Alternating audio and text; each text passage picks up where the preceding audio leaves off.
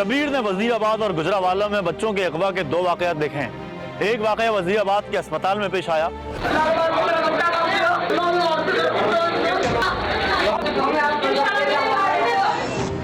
उस दिन वजीराबाद तहसील हेडक्वार्टर अस्पताल के गायनी वार्ड में हंगामा मचा हुआ था। महल्ला शेरू की रिहायशी 30 साल खातून शगुफ्ता ने एक प्यारे से बेटे को जन्म दिया था, लेकिन पैदाइश के दूसरे ही दिन नौमौलूद अचानक कहीं गायब हो गया था। नौमौलूद के इस तरह अचानक गायब होने पर पूरे अस्पताल में हलचल मच गई थी। नौमौलूद की दादी, माँ और दीगर रिश्तेदारों ने अस्पताल में शोर मचाना शुरू कर दिया था। माँ का कलेजा छलनी हो रहा था। दादी हाथ जोड़ जोड़ कर लोगों से अपील कर रही थी कि नौमौलूद को हर हाल में तलाश किया जाए। माँ और दादी पर गशी के दौरे पड़ रहे थे। रिश्तेदार खवातीन एहतजाज कर रही थी, लेकिन बच्चे के मुतालिक कोई बताने पर तैयार नहीं था। बच्चे की अचानक गुमशुदगी पर गायनी वार्ड में मौजूद माओ के पांव के नीचे से जमीन निकल गई थी। हर तरफ चीखो पुकार मची हुई थी।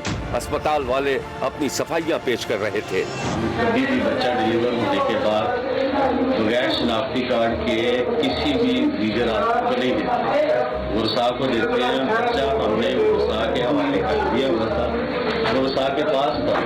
उनकी अपनी कोताही है जिसकी वजह से ऐसा इंसिडेंट हुआ। हमने बच्चे को पैदा होने के बाद उसकी माँ, उसकी दादी जो उसके गुरसा थे उसके हवाले किया हुआ था। बाकायदा हमारे पास है, तस्लीम करते हैं कि बच्चा हमारे। शब्बीर ने देखा कि नौमौलूद की रिश्तेदार खवातीन जमीन पर धरना देकर बैठी हुई थीं और हाथ जोड़ जोड़ कर बच्चे की बाजियाबी के लिए फरियाद कर रही थीं। शब्बीर ने देखा कि नौमौलूद की मां बता रही थी कि उसके 2 दिन के बेटे को कोई बुर्के वाली औरत अपने साथ ले गई थी। उस औरत के साथ एक छोटा लड़का भी था। 2 दिन का मेरा बच्चा है और ये कहती है किस लगी ना करना मेरी गाना देने पे वो भी आई गया ना 9 साल का मुंडा है, 9 साल का मुंडा है। कल अपने पापा या फिर मोटी दी है मैं सुबह कंबल में चले बैठे हैं ना, तो बस कंबल भी हो गए बड़ा सारा सब कंबल है के लिए मैं शिफ्ट करने नहीं उधर अम्मी भी उधर नहीं। डिस्ट्रिक्ट हेडक्वार्टर अस्पताल वजीराबाद में नौमौलूद की अगवा की वारदात की रिपोर्ट पुलिस में दर्ज करा दी गई थी, जिसके बाद पुलिस ने बच्चे का सुराग लगाने के लिए अस्पताल में लगे CCTV कैमरे की मदद हासिल करने का फैसला कर लिया था। पुलिस ने CC फुटेज देखी तो एक खातून एक बच्चे को गोद में उठाए जाती दिखाई दी, लेकिन औरत का चेहरा नकाब से ढका हुआ था। ये तो तय हो गया था कि बच्चे को कोई नामालूम औरत ही ले गई थी, लेकिन वो औरत कौन थी, कहां थी, इसके बारे में पुलिस अभी तक सुराग नहीं लगा सकी थी। ये है वो CC फुटेज।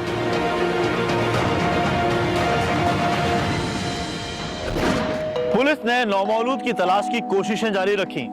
फिर एक और फुटेज में पुलिस को एक 12-13 साल का लड़का भी नजर आया जो उस खातून के साथ जाता देखा गया था। साहिब जी सर। ये CCTV फुटेज देखो, इसमें बच्चे की शक्ल वाज़ेह नजर आ रही है। मुझे इमीडिएटली इसकी रिपोर्ट चाहिए, जल्दी, और टेस्ट आउट करो बच्चे को। सर फिक्र नहीं करें, मैं हर मुमकिन कोशिश करूंगा सर। अब पुलिस नामालूम लड़के की तस्वीर लेकर मुख्तलिफ इलाकों में लड़के को तलाश कर रही थी।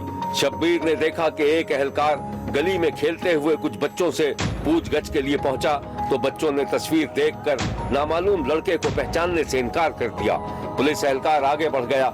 जरा दूर जाकर एहलकार ने देखा कि एक 12-13 साल का लड़का एक चबूतरे पर उदासी के आलम में बैठा था। एहलकार ने एक नजर तस्वीर को देखा और फिर उस लड़के के पास पहुंच गया। बेटा तुम यही रहते हो? जी वो सामने ही है घर मेरा। परसों तुम के हॉस्पिटल गए थे क्या? नहीं तो। अच्छी तरह सोच के बता मेरा बेटा। हाँ गया था, वो मेरी खाला आई हुई थी लाहौर से, उनके साथ गया था। शाबाश, तुम अच्छे बच्चे हो। अच्छा मेरा मुन्ना बताओ, खाला कहाँ रहती है आपकी? वो तो मुझे नहीं मालूम, अम्मी को मालूम होगा। अच्छा बेटा, तुम्हारी खाला कोई हॉस्पिटल से बच्चा लेकर तो नहीं आई थी? हाँ एक बच्चा था छोटा सा, कह रही थी उनकी बहन का बेटा है, मज़ार पर दुआ के लिए लेकर गई थी। पुलिस ने लड़के से तफ्तीश के बाद नामालूम खातून का पता मालूम करके उसके घर पर छापा मार दिया था, मगर वहां तो किस्सा ही कुछ और निकला था। शब्बीर ने देखा कि एक लेडी पुलिस जब अपने साथी एहलकारों के साथ एक घर के अंदर दाखिल हुई तो एक औरत एक नौमालूद बच्चे को लिए टहल रही थी। किसका बच्चा ये? मेरा बच्चा है ये। अच्छा, कब पैदा हुआ ये? परसों वजीराबाद तहसील अस्पताल में। अच्छा, तो तुमने अगवा किया इस बच्चे को? चलो हमारे साथ थाने। थाने का सुनकर औरत का शौहर कमरे से बाहर निकल आया। मैडम आप यहाँ कैसे? तुम्हारी बीवी ने बच्चे को अगवा किया है। मेरी बीवी ने? मैडम यकीनन आपको कोई गलतफहमी हुई है। क्यों? वजीराबाद तहसील अस्पताल में पैदा नहीं हुआ ये बच्चा? ओह अब समझा। उस दिन हम दोनों उस गायनिंग वार्ड में मौजूद थे जब किसी का बच्चा अगवा हुआ था। आप उस बच्चे की बात तो नहीं कर रही? चलो अब तुम दोनों को थाने चलना है। ये शबाना नामी औरत और उसका देवर था जिसने पुलिस को चकमा दे दिया था, लेकिन पुलिस ने थाने में मजीद तफ्तीश की तो शबाना ने सच उगल दिया था। उस रोज कुछ इस किस्म का वाकया पेश आया। गायनी वार्ड में रश था। शब्बीर ने देखा कि शबाना वार्ड में दाखिल हुई और एक बेड के पास पड़ी बेंच पर बैठ गई। बेंच पर शगुफ्ता नामी औरत की सास भी मौजूद थी और शगुफ्ता अपने 2 रोज के नौमौलूद के साथ लेटी हुई थी। शबाना ने नौमौलूद की दादी से बातचीत शुरू कर दी। ये आपकी बेटी है? मेरी बेटी नहीं है, मेरी बहू है। 2 दिन पहले ही इसके घर में बेटा पैदा हुआ। अच्छा माशाल्लाह भाई, मुबारक हो। हाँ। माशाल्लाह से बहुत प्यारा बच्चा है। अरे मैं इसको ले सकती हूँ 2 मिनट? अरे हाँ क्यों नहीं, ले बेटा देख बेटा है। संभाल के। माशाल्लाह माशाल्लाह बहुत प्यारा बच्चा है। अल्लाह नजरे बद से बचाए इसे। आमीन। बेटा आप किस सिलसिले में आई हैं यहाँ? जी वो मेरी देवरानी के यहाँ भी 1-2 दिन में विलादत मुतवक्को है, तो उसके साथ आई हूँ। अभी उन दोनों के दरमियान गुफ्तगू जारी थी कि वार्ड बॉय ने आकर बताया कि मरीजों को दूसरे वार्ड में मुंतकिल किया जाएगा। अम्मा जी आपको थोड़ी जहमत देनी है, आपकी बहू को दूसरे रूम में शिफ्ट करना है। अच्छा बेटा लाज मुझे दे, मैं बेटी के साथ जा रही हूँ। अभी उसको शिफ्ट करा के ना मैं भी आती हूँ। अम्मा आप जब तक अपनी बहू को दूसरे रूम में शिफ्ट करवाएं, मैं इसको लेके यहीं बैठती हूँ। हाँ ये भी अच्छी बात है, जरा ध्यान रखना इसका। ठीक है मैं अभी आती हूँ। चलो बेटा। इस कहानी की मजीद तफसीलात हम आपको दिखाएंगे, लेकिन एक ब्रेक के बाद। कहीं जाइएगा मत, क्योंकि कोई देखे ना देखे, शब्बीर तो देखेगा। अम्मा आप जब तक अपनी बहू को दूसरे रूम में शिफ्ट करवाएं, मैं इसको लेके यहीं बैठती हूँ। हाँ ये भी अच्छी बात है, जरा ध्यान रखना इसका। ठीक है मैं अभी आती हूँ। चलो बेटा।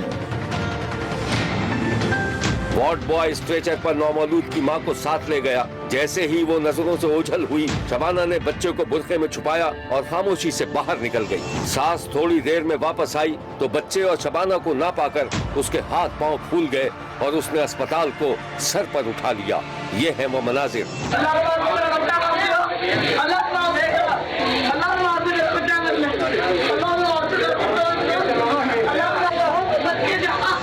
नौमौलूद की मां को पता चला तो उसके कदमों तले से भी जमीन निकल गई। पुलिस ने शबाना और उसके साथियों को गिरफ्तार करके बच्चा मां के हवाले कर दिया था, जिसके बाद मुतासिरा खानदान में खुशी की लहर दौड़ गई थी।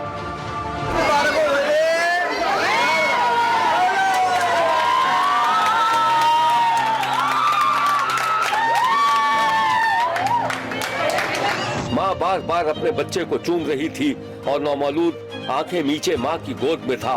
अस्पताल में मौजूद रिश्तेदारों का बस नहीं चल रहा था कि वो बच्चे को कितना प्यार करें। किसी ने बच्चे को गोद में उठाकर ऊपर बुलंद किया हुआ था और कोई बच्चे की तस्वीरें खींच रहा था।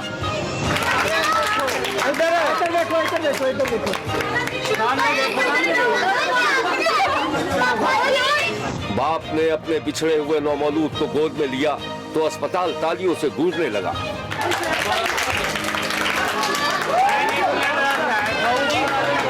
बच्चे ने प्यारी प्यारी आंखें खोली तो सबके चेहरे खिल उठे। वार्ड के बाहर नौमौलूद के रिश्तेदार और मिलने जुलने वाले हार फूल लिए खड़े थे और गुलपाशी की जा रही थी।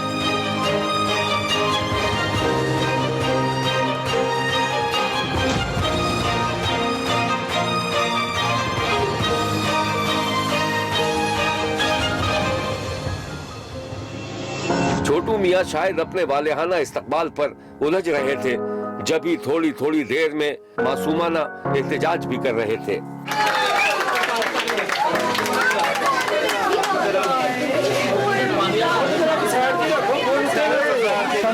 नौमौलूद के मिलने पर खूब मिठाइयाँ भी तकसीम की गई। पुलिस तहकीक कर रही थी कि आखिर बच्चे को किस मकसद के लिए अगवा किया गया था। मुलजिमा का कहना था कि उससे गलती हो गई थी। पुलिस ने शबाना और उसके 4 साथियों को गिरफ्तार कर लिया था। पुलिस को शुबा है कि शायद ये बाकायदा गैंग है जो मासूम बच्चों को अगवा करके उनकी खरीदो फरोख्त में मुलविस था। शब्बीर ने देखा कि मुलजिमान हवालात में बंद थे, फिर उन्हें हवालात से निकालकर मीडिया के सामने पेश किया गया तो वो अपनी सफाइयां पेश कर रहे थे। मेरे घर बेटा होने वाला सी, मैंने ना नहीं ਤੁਹਾਨੂੰ ਕਿਸ ਤਰ੍ਹਾਂ ਪਤਾ ਹੈ ਕਿ ਬੇਟਾ ਹੋਣ ਵਾਲਾ ਸੀ? ਉਹ ਜ਼ਾਰੀ ਗੱਲ ਕੋਈ ਮੈਡੀਕਲ ਰਿਪੋਰਟ ਉਹਨਾਂ ਦੱਸਿਆ ਸੀ ਤੇ ਮੈਨੂੰ ਇਸ ਦਾ ਪਤਾ ਸੀ ਨਾ, ਕਿਉਂਕਿ ਮੈਂ ਰਿਪੋਰਟ ਵਗੈਰਾ ਕਰਾਣੀ ਹੈ, ਨਹੀਂ ਤੇ ਕੋਈ ਖਰਾਬ ਨੂੰ ਦੱਸਣਾ ਕਿ ਮੇਰੀ ਇਹ ਕੰਡੀਸ਼ਨ ਹੈ, ਮੈਨੂੰ ਇਹ ਪ੍ਰੋਬਲਮ ਹੈ, ਮੈਂ ਜੋ ਕੋਈ ਮਸਲਾ ਨਹੀਂ ਚੈੱਕਅਪ ਕਰਾ ਲਿਆ, ਠੀਕ ਹੈ। ਮੈਂ ਤੋਂ ਜਾਣਾ ਕਰਨਾ ਨਾਲ ਲੈ ਜਾਣਾ करना, चेकअप करा लेना कर। ਤੁਸੀਂ ਇਕੱਠੇ ਰਹਿੰਦੇ ਹੋ ਜਾਂ ਅਲੱਗ ਕਿਤੇ ਕੰਮ ਕੀ ਕਰਦੇ ਹੋ? मैं माइक्रो फाइनेंस ये है वाकई की मरकजी मुलजिमा जो मीडिया को देखकर मगरमच्छ के आंसू बहाने की कोशिश कर रही थी। भाई मैंने खुद नहीं पता लगा भाई मैं की कर रही हूं की नहीं। गलती मेरे को होई कि मैं गलती मान रही हूं। मैं अपने देवरा नाल अपने मींगे ना बहुत प्यार करनी है ਤੇ ਉਹਨਾਂ ਦੀ ਵਜ੍ਹਾ से मैं काम ਕੀਤਾ ਵੀ ਇਹਨਾਂ ਦਾ ਕੋਈ ਕਸੂਰ नहीं किसी किस्म ਦਾ। ਇਹਨਾਂ ਨੂੰ ਤਾਂ पता भी नहीं है मैं की कर रही हूं, ਕਿਹੜਾ गुनाह कर रही हूं। पुलिस ने इस वाकये के बारे में जो कुछ बताया था वो ये है। औरत ने तो बुर्का पहना हुआ था उस वक्त और लड़का, उसकी तस्वीर काफ़ी वाज़ेह थी। उसके तस्वीर को हासिल करके हमने फिर उसको सोशल मीडिया पे भी और इधर वज़ीराबाद में हमने बताया लोगों को ये हमें वांटेड है लड़का, 13-14 साल का लड़का है। वो फिर अल्हम्दुलिल्लाह सामने आ गया लड़का। उसने बताया कि खातून एक आई थी लाहौर से, उनके साथ फैमिली टर्म्स हैं, वो ले गई, ये बच्चा उसके औलाद नहीं है, उसके बकौल। लेकिन बाद में हमने रात भी उसकी इंटरोगेशन की है, इंटरोगेशन में पता चला उसके पास बच्चा है। शबीर ने फैसलाबाद में एक ऐसे दूल्हे को देखा है जो अपनी ही शादी वाले दिन सरापा एहतजाज था। एहतजाज की वजह क्या थी, उसकी तमसील कुछ यूं है। मुबारक आज का दिन रात आई है सुहानी, शादमानी ओ शादमानी, शादमानी ओ शादमानी। साफ सुथरी गली में पकती हुई ये देगें जो आप देख रहे हैं, ये उन मेहमानों के लिए तैयार की जा रही थीं जो दूल्हा के साथ बाराती बनकर लड़की वालों के घर आने वाले थे। उधर दूल्हा मियां ने भी बारात ले जाने की तैयारी मुकम्मल कर ली थी। वीडियो और तस्वीरों का सेशन खत्म हो चुका था और बस कुछ ही देर में बारात को लड़की के घर के लिए निकलना था। लड़की वालों के घर जो खूबसूरत बड़ा सा शामियाना लगाया गया था, उसमें बच्चे दंदनाते फिर रहे थे। बारात का इंतजार किया जा रहा था और दुल्हन के दिल से ये आवाज आ रही थी, मैं तो चली साजन के साथ। पालकी में होके सवार चली रे, मैं तो अपने साजन के द्वार चली रे, मैं तो अपने साजन के द्वार चली रे। मगर बारात मुकर्ररा वक्त से भी लेट होती चली गई तो लड़की वालों को हुई तशवीश कि आखिर बात क्या है। शब्बीर ने उस दिन फैसलाबाद के इलाके में अजीब और गरीब मंजर देखा। ये एक छोटा सा एहतजाजी मुजाहिरा था और मुजाहिरे में शरीक तकरीबन सारे के सारे लोग जबरदस्त नारेबाजी कर रहे थे। हैरत की बात है कि उनमें दूल्हा मियां भी शामिल थे। पंजाब पुलिस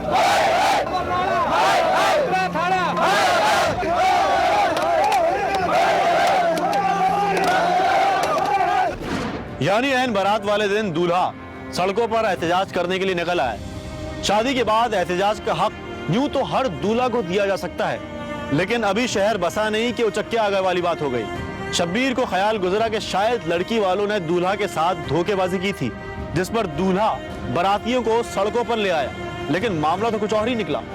दूल्हा मियां के एहतजाज को समझने के लिए जरा ये तमसील देख लें।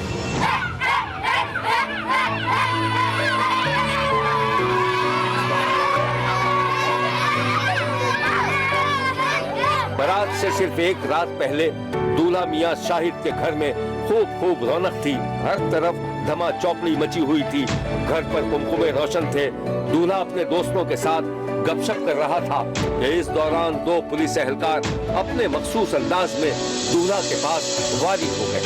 एक एहलकार ने दूल्हा से गर्मजोशी से हाथ मिलाया तो दूल्हा मियां इस गर्मजोशी का मतलब समझ गए। इशारे से अपने एक रिश्तेदार को पुलिस एहलकार के साथ तखलिये में भेज दिया और फिर शब्बीर ने देखा कि वही एहलकार जब जाने लगे तो खासे खुश नजर आ रहे थे, क्योंकि उनकी मुबैयना मुराद पूरी हो चुकी थी।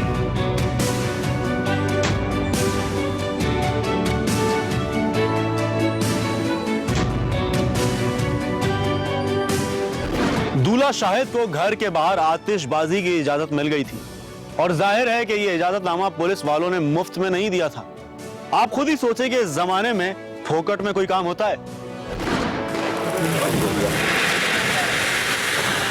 एहलकारों और दूल्हा के दरमियान मुबैयना मुकमुका के बाद अब जो आतिशबाजी का सिलसिला शुरू हुआ तो फिर शुरू हो गया, लेकिन थोड़ी ही देर में कुछ और एहलकार वहां आन थमके।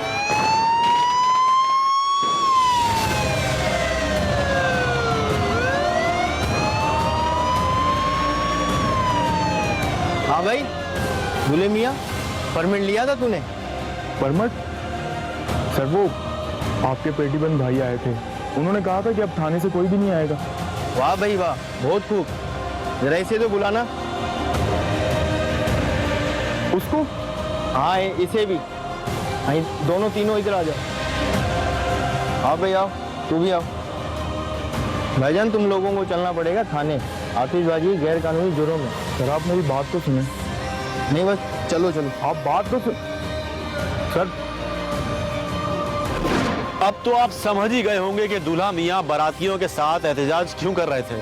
जाहिर है पुलिस ने उनके 3 मेहमानों को हिरासत में लेकर थाने में बंद कर दिया था, क्योंकि वो आतिशबाजी कर रहे थे। ऐन बारात वाले दिन रंग में भंग डालने पर शाहिद नामी दूल्हा का दिमाग भग से उड़ गया और उसने दुल्हन वालों को ये पैगाम भिजवा दिया, मेरा इंतजार करना।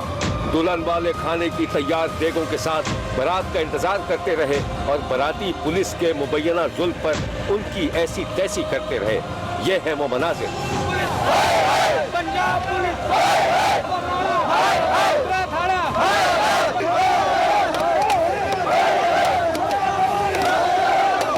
पुलिस वाले ने बड़ी ज्यादती की थी रात को। मेहंदी के दौरान मेरी वालदा ने भी जख्मी किया, मेरी सिस्टर ने जख्मी किया इन्होंने।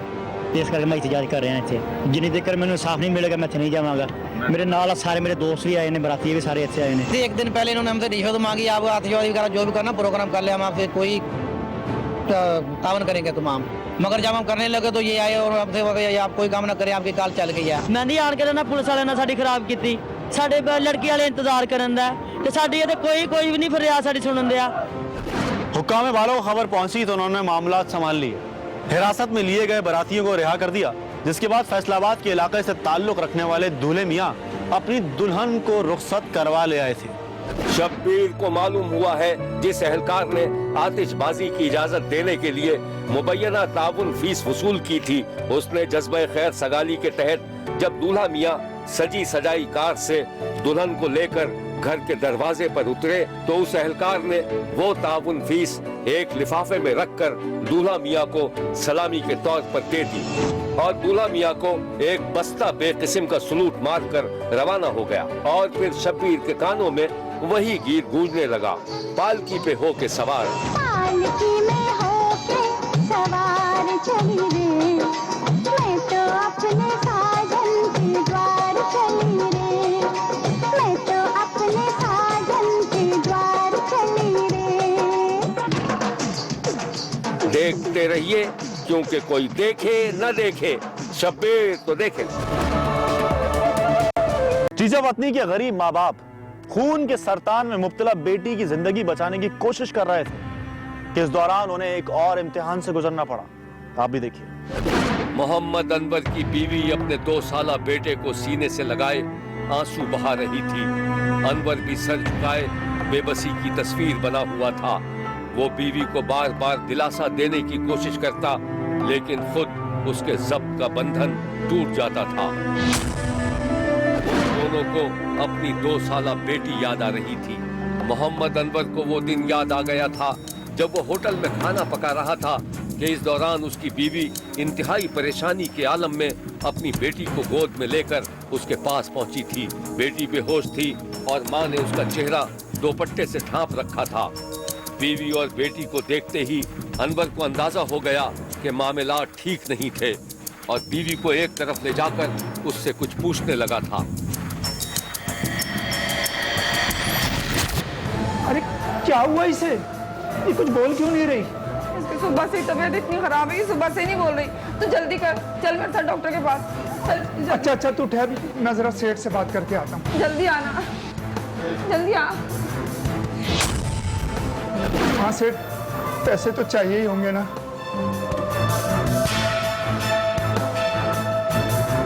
ये लो, अभी इसी से अपना काम चला। बहुत शुक्रिया सर, बहुत शुक्रिया। चल चल इसे लेके चल जल्दी से, चल। अनवर और उसकी बीवी अपनी बेटी को लेकर डॉक्टर की तरफ रवाना हो गए। यहाँ बैठ जा। सब ठीक हो जाएगा, तू परेशान ना हो। अनवर मुझे बहुत डर लग रहा है, ये ठीक तो हो जाएगी ना? हाँ हाँ, 5 मिनट में हमारा नंबर आ जाएगा। सही है, तू बस फिक्र ना कर। अनवर और उसकी बीवी बीमार बेटी को लेकर क्लिनिक पहुंचे तो वहां 2-4 मरीज पहले से बैठे हुए थे। वो दोनों खामोशी से अपनी बारी का इंतजार करने लगे। क्या हुआ? इसको पता नहीं क्या हो गया, ना तो ये सुबह से कुछ खा रही है ना बात कर रही है। भी आप हौसला रखें, मैं अभी चेक कर देता हूँ, आपको बताते हैं क्या मसला है इनके साथ। जीजा वतनी के इंतहाई गरीब मजदूर मोहम्मद अनवर के 6 बच्चे थे, 5 बेटियां और 1 बेटा। बेटी काफी अरसे से खून में कमी के मर्ज में मुब्तला थी और वालिदैन उसका इलाज करवाने के लिए घर की एक एक चीज बेचते जा रहे थे। डॉक्टर ने बच्ची का मुआयना किया तो उसने फौरी तौर पर उसे खून चढ़ाने का मशवरा दिया। वो दोनों डॉक्टर का मशवरा सुनकर उदास हो गए, लेकिन बच्ची के बाप ने हिम्मत नहीं हारी। ठीक है डॉक्टर साहब। डॉक्टर मेरी बच्ची ठीक तो हो जाएगी ना? हाँ, हौसला रखें, आप परेशान ना हो, बस फौरन से खून का बंदोबस्त करें, इनको खून चढ़वाना जरूरी है। गरीब माँ बाप डॉक्टर की क्लिनिक से बाहर निकले तो बेटी माँ की गोद में थी। अनवर किसी गहरी सोच में बोझल कदमों के साथ चल रहा था। उसने अपनी जेब टटोली तो मामूली सी रकम जेब से बाहर निकल आई। अनवर ने मायूसी के आलम में नोट गिने और फिर उन्हें जेब में रख लिया। थोड़ी दूर जाकर वो दोनों थक गए और एक दरख्त के साए में बैठ गए।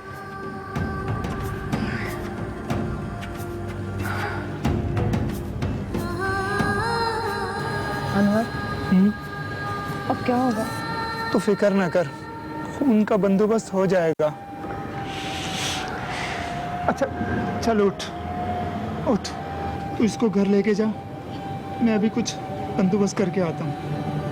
चल।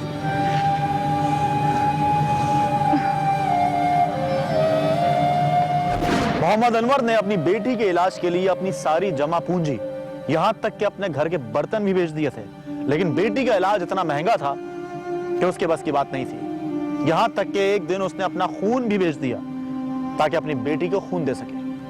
अनवर तेज तेज कदमों से घर की तरफ लौट रहा था, लेकिन उसके चेहरे पर थकन थी। वो खून बेच कर आ रहा था और खुश था कि बच्ची के लिए खून का इंतजाम करने में कामयाब हो गया था। लेकिन जैसे ही वो घर में दाखिल हुआ था, बीवी ने दुहाई देना शुरू कर दी थी। क्या हुआ? क्यों रो रही हो? अनवर, हमारी बेटी मर गई। अनवर, क्या? हमारी बेटी मर गई। अनवर, मेरी बेटी मर गई। मेरी बेटी मर गई। नन्ही आगे बोल, आगे बोल। अनवर की बीवी बेटी के गम में निढाल होकर गिर पड़ी थी। अभी वो सिर्फ 2 बरस की थी। हंसती खेलती प्यारी सी बच्ची। उसके गरीब माँ बाप तो उसे खिलौने तक नहीं दिला सके थे, और फिर एक दिन खून का सरतान प्यारी सी बच्ची की जिंदगी अपने साथ ले गया था। बेटी की मौत के सदमे ने दोनों माँ बाप को जिंदा लाश में तब्दील कर दिया था, लेकिन मोहम्मद अनवर अपने दूसरे बच्चों की सेहतमंद जिंदगी के लिए पहले से बढ़कर मेहनत करने लगा। अब अनवर सुबह से लेकर शाम तक होटल में बावर्ची का काम करता और जब रात को घर लौटता तो बच्चों को टटोल कर देखता। खास तौर पर अकलौते 2 बरस के बेटे में उसकी जान थी। एक दिन जब अनवर काम से लौटा तो उसकी बीवी बेटे के सर पर पट्टियां रख रही थी। क्या हुआ इसे? इसका माथा गर्म हो रहा था, मुझे लगता है इसको बुखार है। हाँ, इसे बुखार तो है।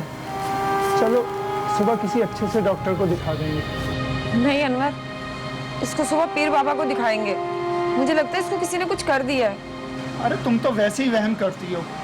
मुझे वहम नहीं हो गया है, मेरी बच्ची को भी किसी ने कुछ कर दिया था, इसीलिए वो मर गई। अच्छा तू फिक्र ना कर, आज इसे मेरे पास सुला दे, ठीक है? जा आराम कर। दूसरे रोज जब अनवर और उसकी बीवी अपने 2 साला बेटे को लेकर अस्पताल पहुंचे तो उनके पैरों तले जमीन निकल गई। अनवर का अकलौता 2 साल का बेटा भी खून के सरतान जैसे पूजी मरज में मुब्तला था। वो दोनों बेटे को लिए क्लिनिक से निकले तो उनकी आंखों के सामने अंधेरा था। एक बेटी पहले ही पैसे ना होने की वजह से मर चुकी थी और अब अकलौता बेटा भी उन्हें ख्वाबो ख्याल होता दिखाई दे रहा था। ये इंतहाई अलमनाक और दुख की घड़ी थी। जो कुछ था वो बेटी की बीमारी पर खर्च हो चुका था और अब खुदा के सिवा किसी का आसरा नहीं था। इलाज के लिए खतीर रकम दरकार थी और गरीब वालिदैन के पास फूटी कौड़ी भी नहीं थी। ऐसे में दुखी माँ बाप को खुदा याद आया तो उनकी आंखें छलक गईं। अनवर अपनी बीवी और बीमार बच्चे को लेकर चीचावतनी प्रेस क्लब के सामने पहुंच गया, इस उम्मीद पर कि शायद मीडिया के जरिए वो अपनी आवाज अरबाबे हुकूमत तक पहुंचाए और उसके बेटे का इलाज हो जाए। शब्बीर भी उसकी आवाज सुनकर वहां पहुंच गया। दुखी मां शब्बीर को अपना दुख बताते वक्त अपने जज्बात पर काबू नहीं रख सकी। आप भी देखिए। एक बीमारी बच्ची फौत होगी पर असी बच्चे का इलाज नहीं करा सकते, साडे बच्चे का इलाज कराया जाए। गरीब मजदूर अनवर हर तरफ से मायूस हो चुका है, लेकिन अब भी उसे उम्मीद है कि शायद कोई न कोई रास्ता जरूर निकल आएगा। पहले भी एक मेरी बच्ची 2 साल से इस बीमारी मुब्तला थी, वो इस मर्ज का शिकार हो गई और अब मैं 2 साल से मुसलसल अपना बच्चा लगातार मुल्तान अस्पताल ले जाकर परेशान हो चुका हूँ और मैं अपने बच्चे का इलाज नहीं करवा सकता। इस बीमारी का खर्चा तकरीबन 17 लाख रुपए है। मेरी वजीर आला पंजाब और मुखीर हजरात से अपील है कि मेरे बच्चे का इलाज करवाया जाए। शब्बीर को यकीन है कि अनवर के बेटे का इलाज हो जाएगा, क्योंकि ऐसे माशरे में जहां थोक के हिसाब से बेहिसी का राज है, वहां खुदा तरस लोगों की भी कोई कमी नहीं। देखते रहिए, क्योंकि कोई देखे न देखे शब्बीर तो देखेगा। शब्बीर ने जुल्म, ज्यादती, कत्ल गारत गरी के अलावा गुजरावाला और राजनपुर में दिलचस्प वाकयात भी देखे। जैसे कि सखर में एक ऊंट ने सबके छक्के छुड़ा दिए, लेकिन गुजरावाला और राजनपुर से पहले देखिए सखर का ये वाकया जिसकी कोई कल सीधी नहीं थी।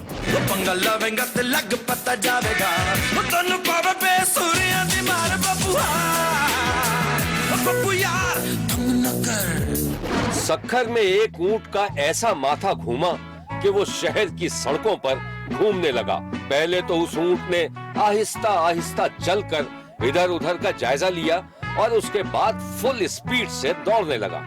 सड़क के बीचों बीच ऊंट का दौड़ना देखकर लोग इधर उधर हो गए और जिन्होंने ऊंट का रास्ता नहीं छोड़ा, उन्हें ऊंट ने कहीं का नहीं छोड़ा।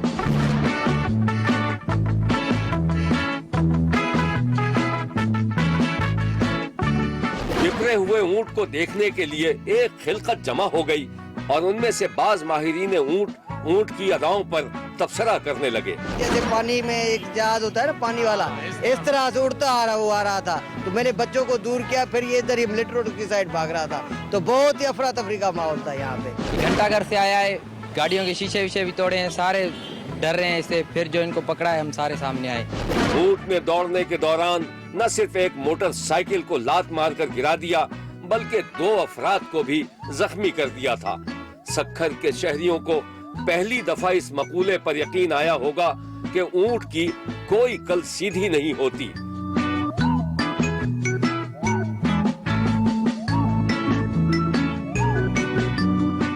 कहते हैं कि ऊंट को इंसानों का प्यार मिलता रहे तो वो खामोशी से बारबरदारी का फरीजा अंजाम देता रहता है, और जहां उसे एहसास हुआ कि लोग उसे बेवकूफ समझ रहे हैं तो अक्सर देखा गया है कि ऊंट अपनी आंखें माथे पर रखकर भाग निकलता है। ये ऊंट भी शायद मालिक के जुल्म सितम से तंग आकर भागा था।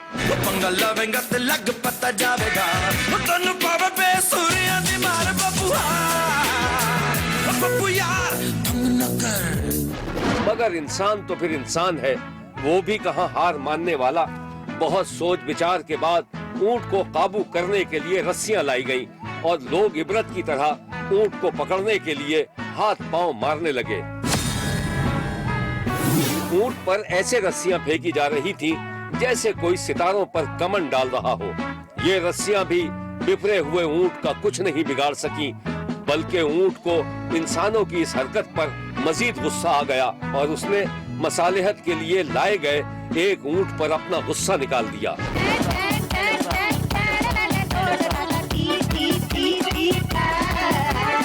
ये ऊंट आखिर चाहता क्या था? कुछ लोगों का ख्याल था कि किसी ने ऊंट के गले में बिल्ली बांधने की कोशिश की थी, और कुछ लोग ये कहते हुए पाए गए थे कि ऊंट को जो खुराक दी जा रही थी वो ऊंट के मुंह में जीरे के बराबर थी। वजह कुछ भी रही हो, लेकिन शब्बीर ने तो यही देखा कि ऊंट बेलगाम दौड़ रहा था। स्ट्रीट क्राइम के मुर्तकिब इस ऊंट को पकड़ना जरूरी था, और फिर इंसानों ने उसे पकड़ने के लिए एक अदद मुज़ाकराती टीम तश्कील दे दी। इस टीम में ऊंट ही के कबीले के कुछ ऊंट शामिल किए गए थे। ये ऊंट जब बिफरे हुए ऊंट के पास आए तो बागी ऊंट ने किसी किस्म की मज़ाहिमत नहीं की, बल्कि इसी में आफियत जानी कि खामोशी से अपने साथियों के साथ चला जाए, और फिर ऊंट किसी करवट बैठे बगैर अपने साथियों के हमरा गालिबन गपशप करता हुआ कहीं दूर निकल गया। शायद वो अपने साथियों से कह रहा हो कि अगर जानवर अपनी पर आ जाए तो इंसानों को भी नुकील डाल सकता है।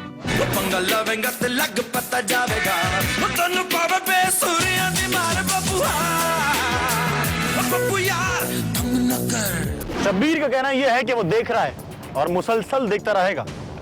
मुल्क भर से मजीद वाकयात और उनकी तफसीलात के साथ फिर मुलाकात होगी।